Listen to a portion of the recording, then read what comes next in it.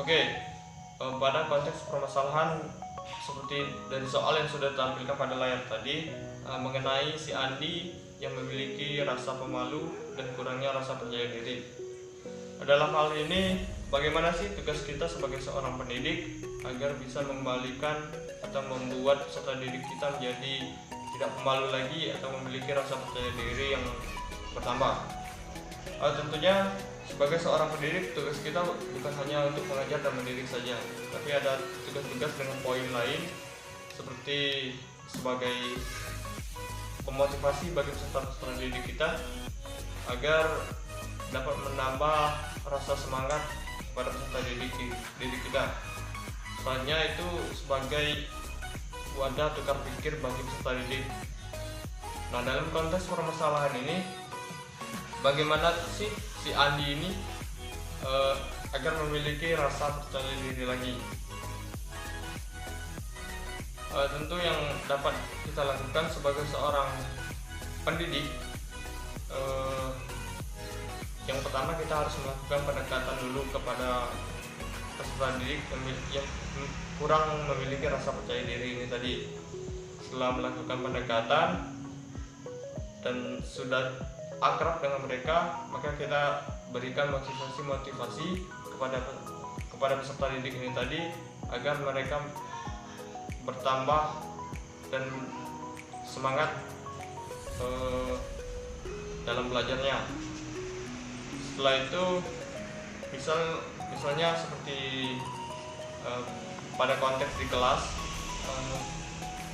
dengan peserta didik yang memiliki rasa kurang percaya dirinya tadi, kita dapat menyuruh mereka untuk tampil ke depan dan melatih mereka agar memiliki rasa percaya diri yang lebih, seperti pada pelajaran praktikum maupun teori, seperti itu.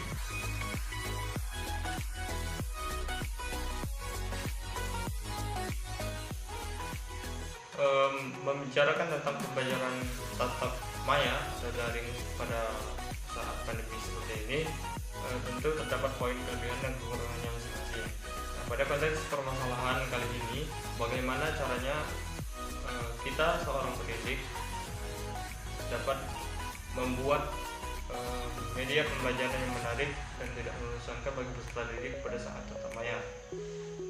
Oke, ada beberapa cara yang dapat dilakukan. Yang pertama itu perbanyak interaksi.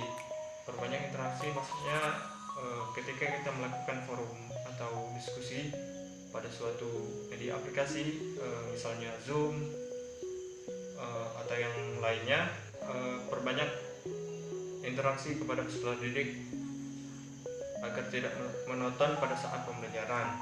Nah, yang kedua itu tingkatkan keterlibatan peserta didik.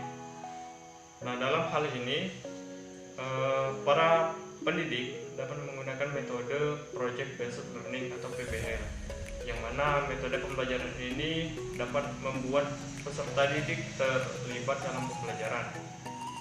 Maka mereka tidak hanya diam dan mendengarkan saja, tapi mereka juga ikut andil dalam memecahkan permasalahan yang harus diselesaikan. Untuk metode sebenarnya banyak metode yang dapat digunakan oleh pendidik, tapi kembali lagi kepada pendidiknya masing-masing, pilih metode yang sekiranya pas ketika ingin digunakan pada saat pembelajaran. Selanjutnya, gunakan media pembelajaran.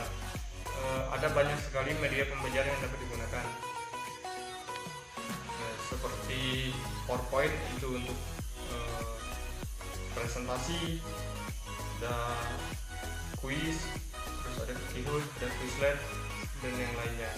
Dari beberapa media yang disebutkan tadi, para pendidik dapat menggunakannya pada saat pembelajaran dengan semenarik dan sekreatif mungkin. Jadi buatlah media pembelajaran yang tidak monoton, sehingga pada saat alur pembelajaran dimulai, peserta didik akan tetap tertarik dan tetap fokus kepada pembelajaran yang kita berikan. Seperti itu.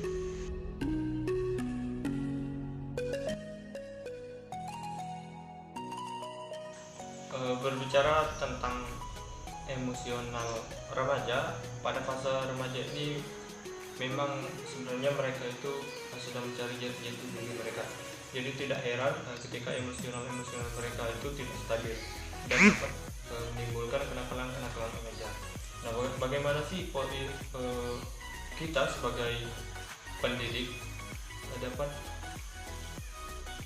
mengatasi emosional remaja ini pada peserta didik kita? Terkait hal ini, kita sebagai pendidik dapat melakukan beberapa cara. Yang pertama itu seperti pada saat pembelajaran kita berikan waktu setidaknya sekurang-kurangnya 15 menit. Dalam 15 menit ini nanti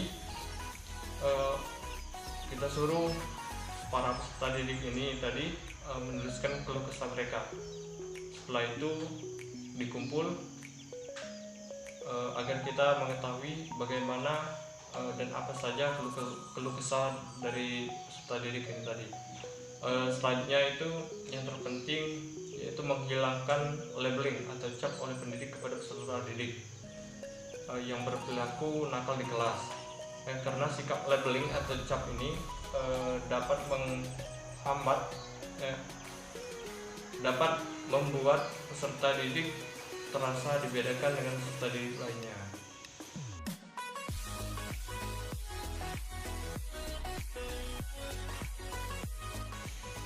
Oke, dalam konteks permasalahan seperti yang ditampilkan pada layar tadi, yang mengatakan bahwa hidup itu unik. Kita yang menjalankan, Tuhan yang menentukan, dan orang lain berkomentar.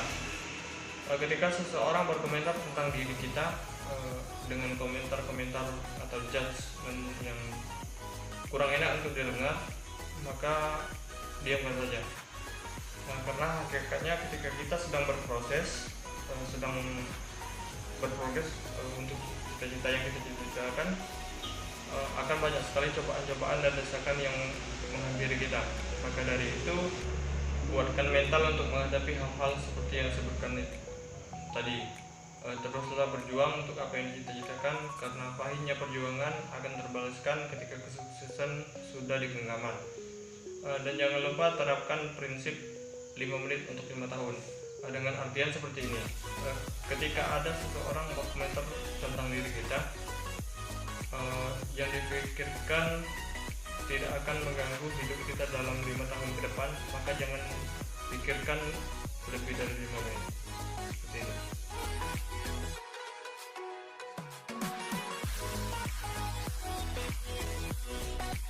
Kalau untuk kata-kata motivasi yang saya pegang sehingga membuat saya bersemangat dan berbahagia dalam menjalani hidup, ada 2 motivasi yang saya pegang. Yang pertama itu berbunyi seperti ini: kita mungkin menanam kembang di waktu bersamaan, tapi untuk mekar mungkin takaran kita berbeda. Maksudnya seperti ini, boleh jadi kita berproses secara bersamaan atau barengan, tapi untuk mencapai titik puncak ada masanya masing-masing. Quotes yang kedua itu berbunyi seperti ini: do your best and Allah will do the rest. Lakukan yang terbaik dan berikan sisanya atau berikan selebihnya kepada Allah. Berusaha dan berdoa itu milik kita, tapi hasil akhir itu milik Allah.